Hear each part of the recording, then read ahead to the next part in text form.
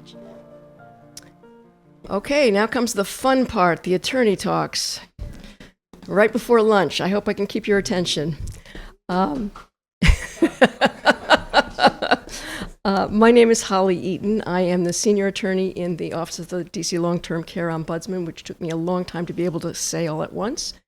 And I will be discussing the legal and healthcare decision-making tools that are alternatives to guardianship, leading up to guardianship. All right, let's make sure I'm doing this right. The Stevens Amendment just says that these thoughts and slides come from the Ombudsman Office and are not endorsed by the sponsors of this program or the funders. Okay, in the legal field, there are a number of options short of guardianship. And if you took anything from this morning's program, everyone would agree that avoiding guardianship is the best you can do, and that means you have to think about it ahead of time. And one of the other points that was made was wealthy families usually take care of all of this stuff in advance. And those that don't are then often end up with the only option being guardianship. So it's important that we get the word out that these decision-making tools are available. Oops, it went too far. I thought I was back here. That's where I was. Okay, I must have hit it by mistake. That these tools are available, and they're very simple and straightforward, and my office does most of them, not all of them. There are other ways to get these done, and we go out into nursing homes and do this, a simpler version of this slide presentation to make people aware and their families aware that these tools are out there so that they can express their views of how they want to be dealt with at that point that they reach incapacity so that guardianship hopefully isn't necessary. It's at the top is the powers of attorney, financial and healthcare.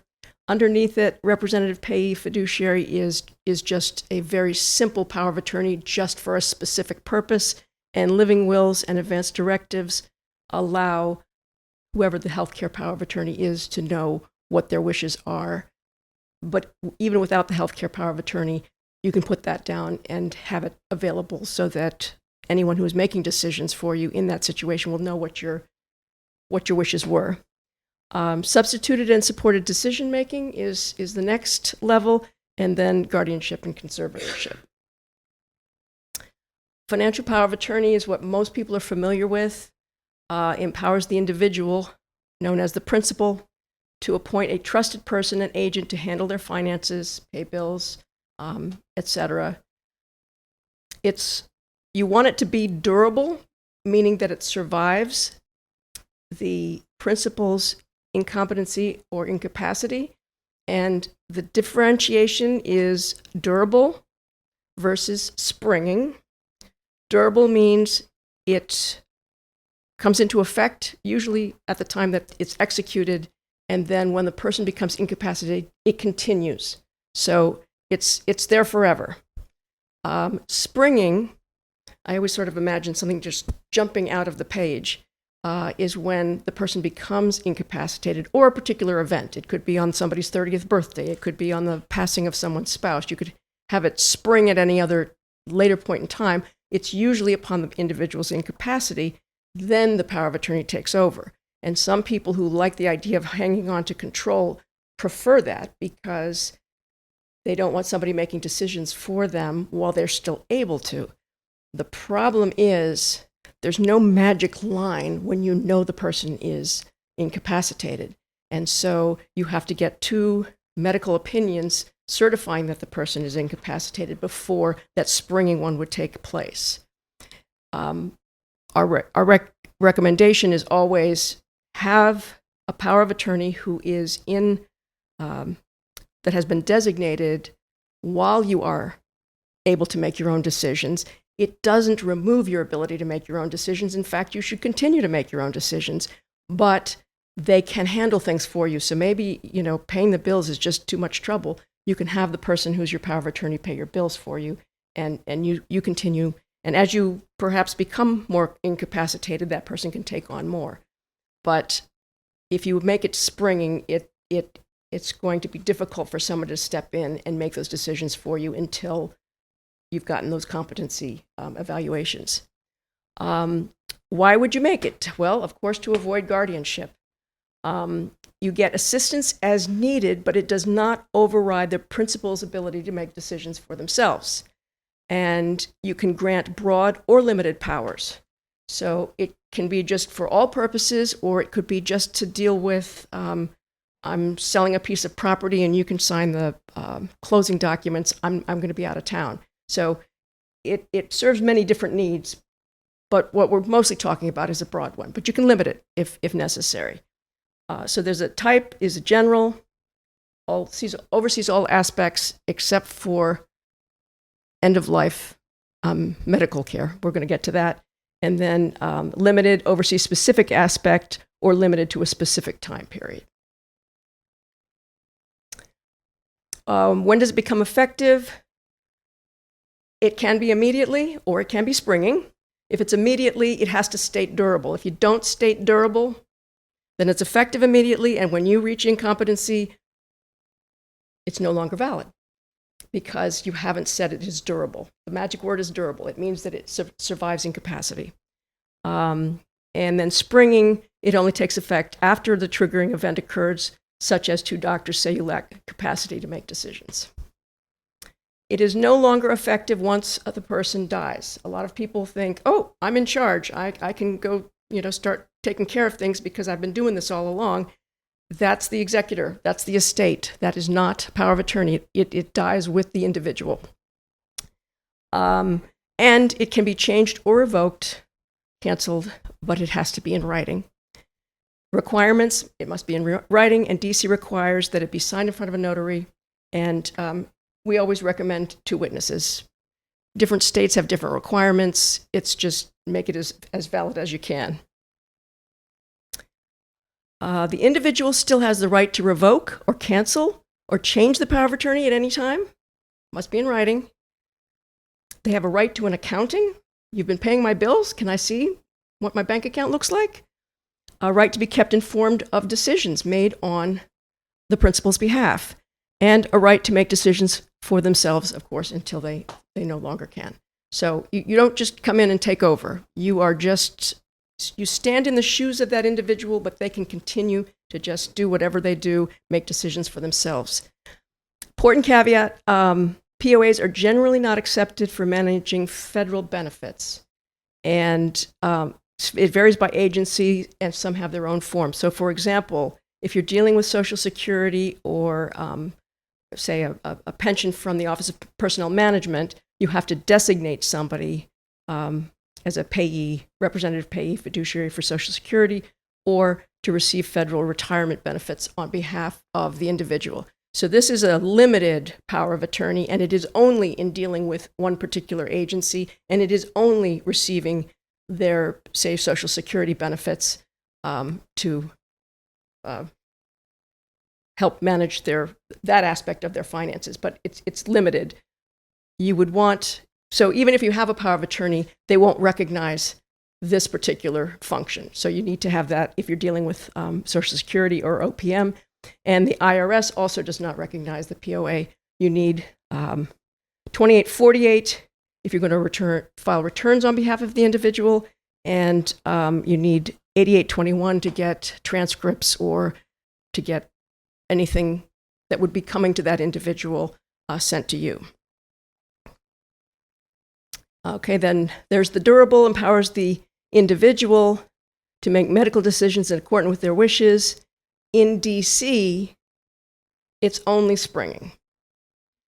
I've had a fight with the Department of Behavioral Health because I had one that appeared to be both durable and springing, and they said it can only be springing. And if you look at the statute, it sort of looks like it says it can only be springing. But it means that somebody else can't make your health decisions until you have reached that incapacity stage. That's the springing that I was talking about. And also, no longer in effect once the principal dies. It can be changed or revoked, must be in writing, signed in the presence of 2 witnesses. This is the opposite of the other one. but a notary is not required but recommended. Okay, then living will, advance directive. This is something that everyone should have. Show of hands. Does anyone have a living will? Okay, good, excellent. It's everyone just like, I'm going to be fine. What do I'm young, I'm healthy. What do I have to worry about? And the reality is, anything can happen to anyone, and your loved ones need to know. So it gives instructions for specific medical treatments for when the individual is unable to communicate their wishes. And it's extremely important because somebody's going to have to make decisions if you can't. And this all assumes sort of end of life or very serious condition. So if you have an incurable disease such as advanced cancer, a progressive functional deterioration such as advanced dementia, you want something like this in place. But don't wait. Coma, persistent vegetative state. You can also specify that you have a question? Yeah, I'm going to have it very basic.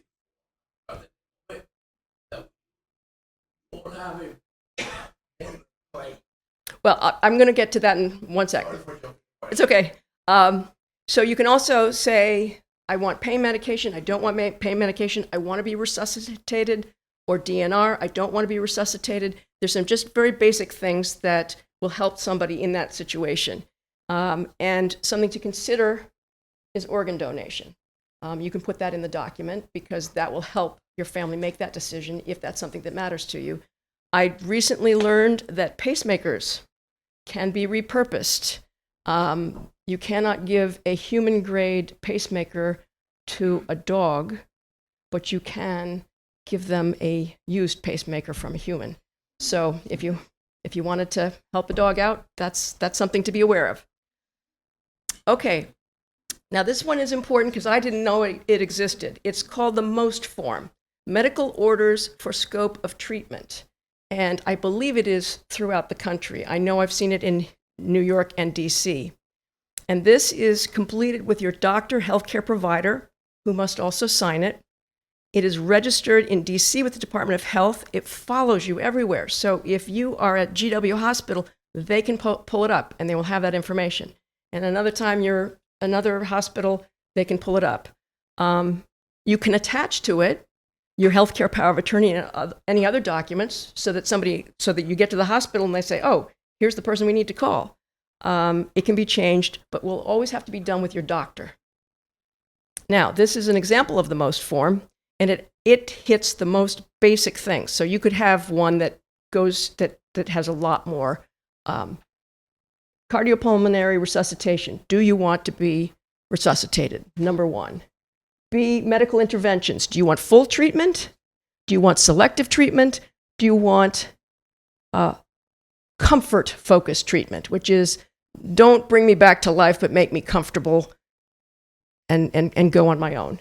And then it has the medical tasks, if you want nutrition, if you want antibiotics, and so forth. Basic, but that's what they need in an emergency situation. So you can complete that form with your doctor, and it will be entered into the system and available wherever you end up when they need to pull it up. And something that I learned is there is a website, mydirectives.com. It is free to DC residents. You can upload your documents, your healthcare power of attorney, your advanced will, medical directive, to this website and make it available to your family. So if your cousin out in California is your healthcare power of attorney and you get into an accident, that they can pull this up and see what your wishes were. So you can keep it up to date because you might change it. And if it's in that filing cabinet, your cousin may never get it. So it's a way of keeping a current copy available to loved ones, but you obviously have to share that with your loved ones. Okay, the other things, which I'm not going to get into detail because they're being discussed in other panels, there's substituted decision-making or consent, and then there's supported decision-making. Substituted is what happens to a lot of our clients. It's when an individual is found to lack capacity to make decisions but doesn't have a power of attorney. And once you lack capacity, you can't execute one. So guardianship is what would happen, but guardianship takes time, and you don't have time to go, weeks when you have decisions that need to be made.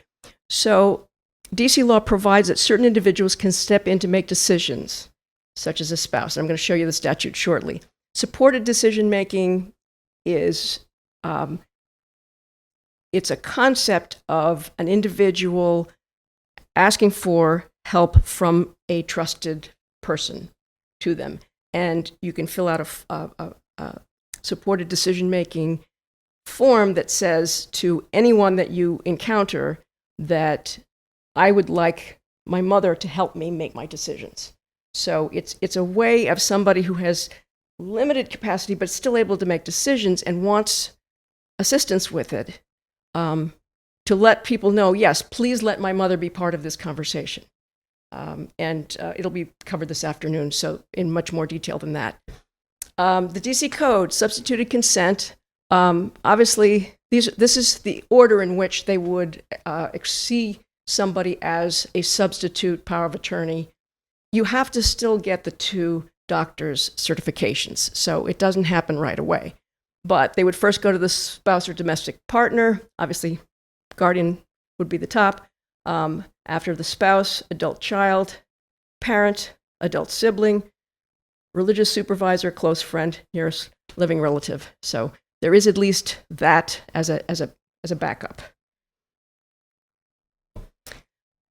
And then this is what we're trying to avoid, but and I just give a very brief overview. Guardianship is when a person, guardian, is appointed by the court to make personal decisions for another individual, the ward. And conservatorship is a separate concept, and that is somebody appointed to make financial decisions for the ward. That's somebody who might have to manage trusts, who might have to manage real estate. It's financial, and it's bigger picture. It's not paying the bill. The guardian is going to pay your bills, but if somebody has serious assets, they might get a conservator appointed. There is the general, which is overall. There's limited. As before, it can be a guardianship, like there's an emergency guardianship in the hospital, which was mentioned this morning. They have nobody to ask what to do or to give permission to do something, so they can get a limited, I think she said 21 days. And there's also a 90-day limited guardianship. So it doesn't have to be permanent. That's the ultimate, of course. And if they cannot make decisions regarding themselves, their health, their finance, and cannot appoint a power of attorney due to lack of capacity.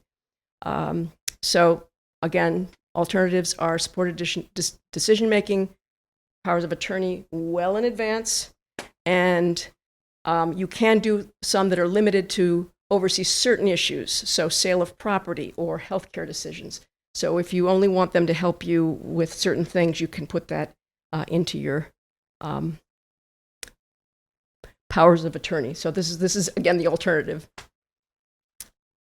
Okay, now what can the guardian or conservator do? They should always allow the person placed under guardianship to make decisions when able to.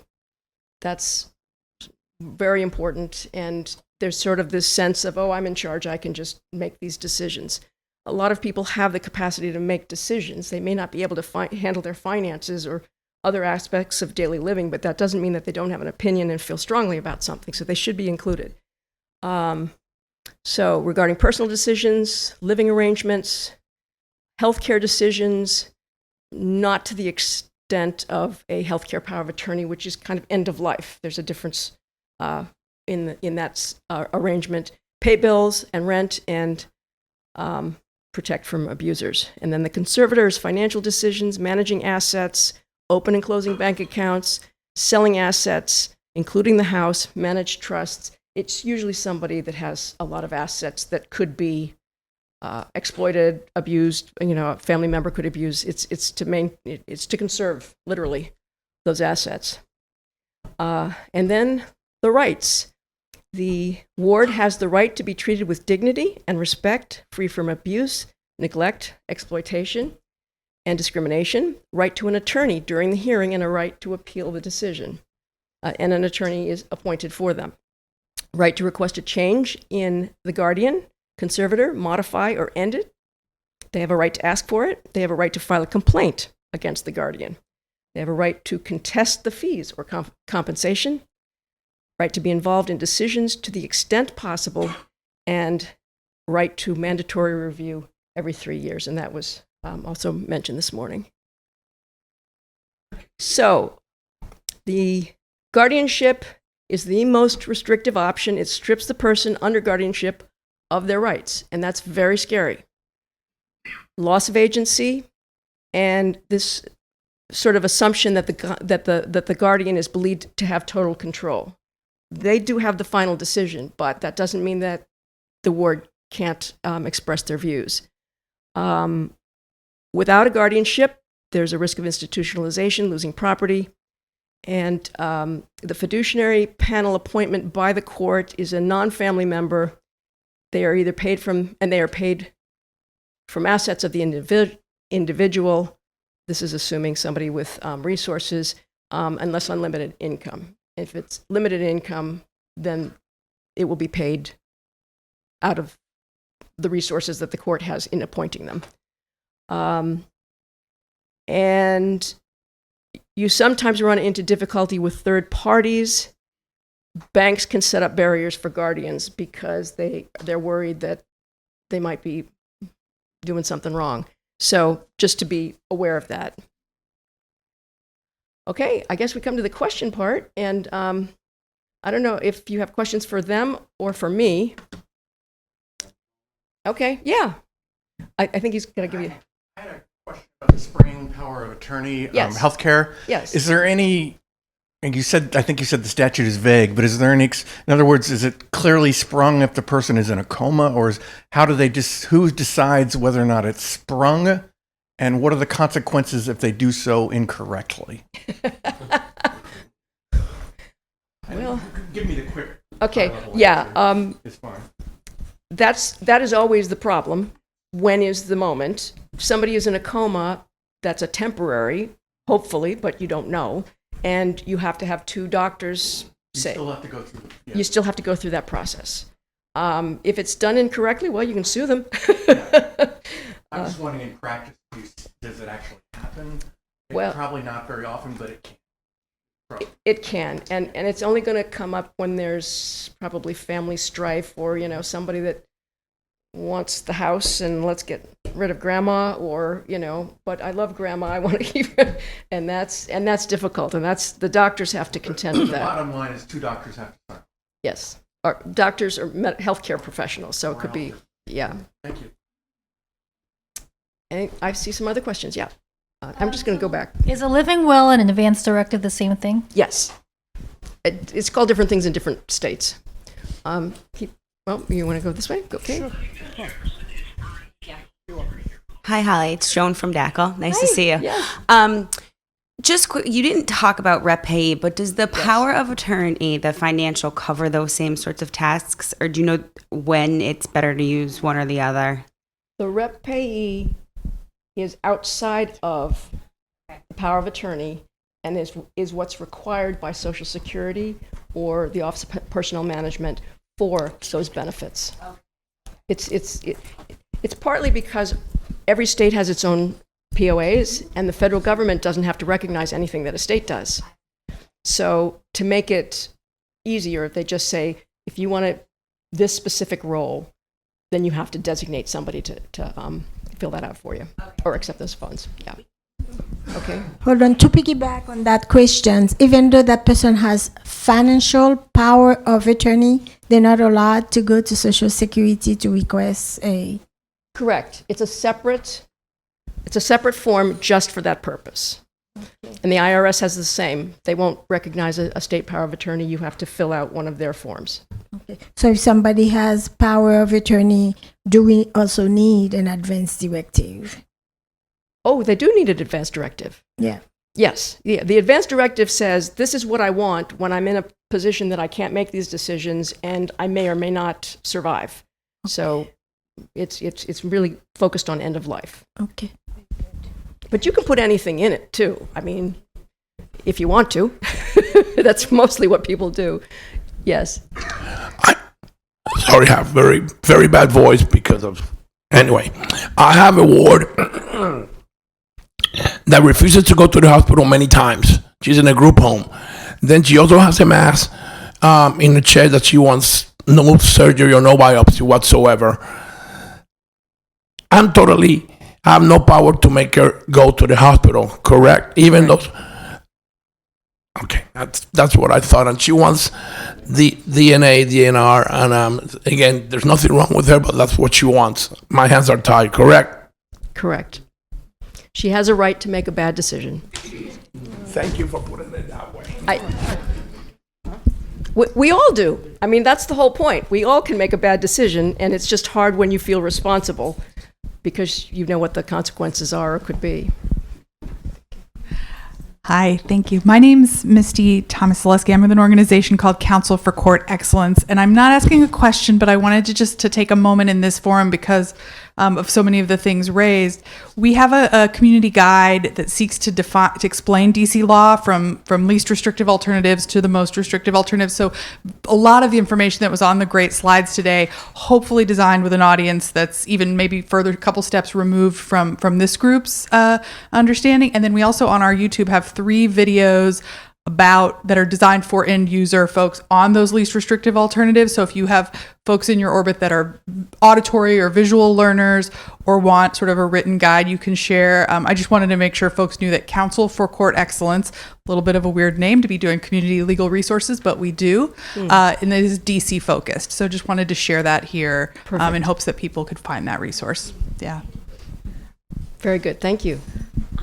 Yes, go ahead. I have a question. Good afternoon, everybody. I'm Tanya McNair. You probably got the hurried, crazy emails from me. And just a reminder, if you're looking for social work CEUs, make sure you sign in on that sign-in sheet. Thank you. So I have a 5 wishes form that I'm working on. Okay. Very lengthy. Don't feel real good about it, but I know it needs to be done. Yes. So how does that work if I've got relatives in Virginia? I'm a Maryland resident.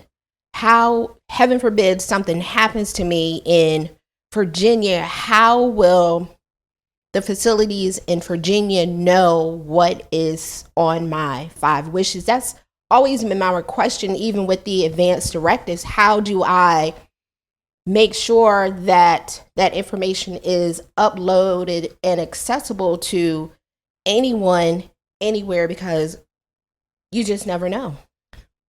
Well, the most form that you can fill out with your doctor would get the very basics, and I believe it's all over because I know that I saw it in other states. With the, what does it say? My directives, mydirectives.com. I don't know if it's also free to Maryland or if you have to pay for it, but its whole purpose is literally for other people to have access to that information, and you can include your healthcare directive, your 5 wishes, on your most. You can include it with your most. Sure. Okay, we've got... Follow up. Yes. Same ward in a group home. The group home people, the NGA wants to put her on a nursing home, assisted living. She doesn't want to. Can I, as a guardian, force that on her, or she can stay in the group home? Well, I assume she's in the group home for a reason, perhaps a level of care, because a level of care is going to be an issue to go to a nursing home or assisted living. They may not have the ability. So we can get into the more specific details if you want to afterwards, because we do oversee residents of CRFs. And again, she has the right to make those decisions for herself. Quick questions. Yeah. One is, can we get copies of the slides? And then the second question is, what's the connection between the Ombudsman and the DC Council for the Elderly? Which is on Legal counsel for the elderly. Legal counsel for the elderly? Excellent question. You see the sort of that we're on the slides. Legal counsel for the elderly is a larger organization that serves DC residents 60 or older within a certain income range on consumer, on housing, on well, a lot of the things we're talking about here. The Ombudsman Office is its own self-contained inside Legal Counsel for the Elderly. There are multiple attorneys in the Legal Counsel for the Elderly side. I am the only attorney in the Ombudsman Office. We only serve people who are in long-term care, DC residents, and we do not have an age or income restriction, though the vast majority of the people that come to us are.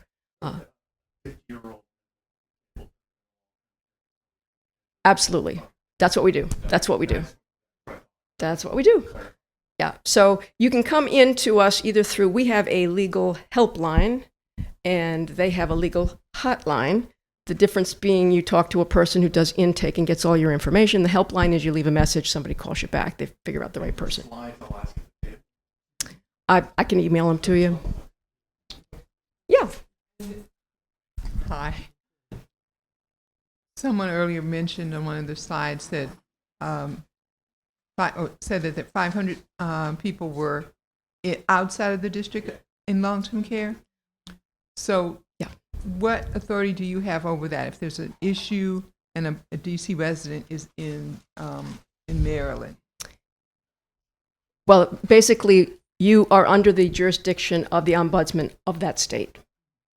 The funding is coming from DC, and we can help you get back to DC.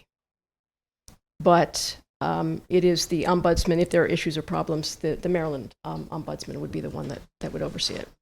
Do you assist coordinating? It depends. We can, or DACL.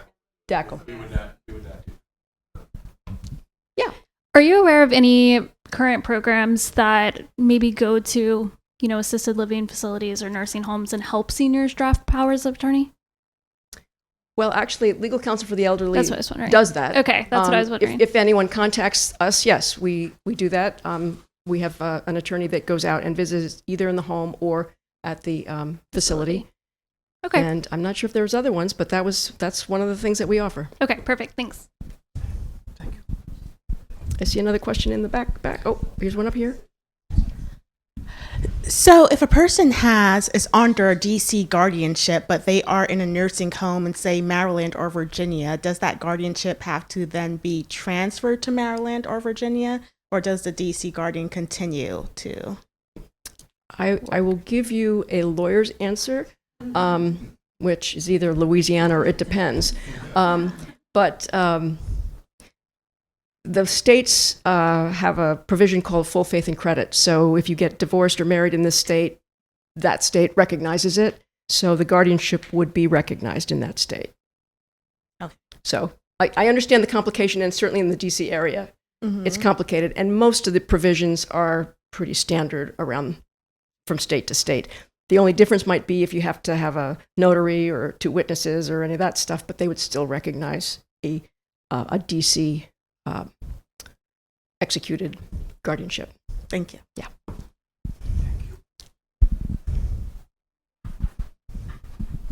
Oh,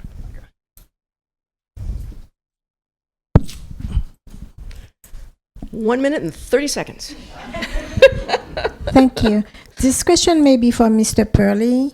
Okay. I understand in a nursing home in DC, family members have the right to record when the patient is being served. Video recording? Video recording or recording. Yeah. Is that it? Well, we have gone to city council, to get a bill passed that would allow that. Okay. It is not currently in place. Okay. Thank you. Thank you. Some states it is. Thank you. Alrighty, thank you so much.